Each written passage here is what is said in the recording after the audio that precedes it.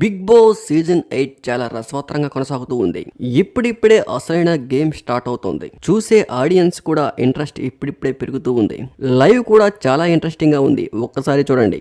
Big boss ఇందులో భాగంగా రకరకాల టాస్కులు పెడుతూ ఉన్నాడు. ప్రస్తుతం లైవ్ లో ఒక టాస్క్ జరుగుతూ ఉంది. రింగ్ టాస్క్ అని. టాస్క్ లో బిగ్ బాస్ 2 టీమ్స్ గా విభజించారు.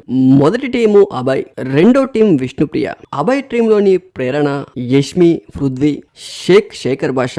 విష్ణుప్రియ టీం చూసుకుంటే నైనిక, సీత, నాబిల్, ఆదిత్య ఓం.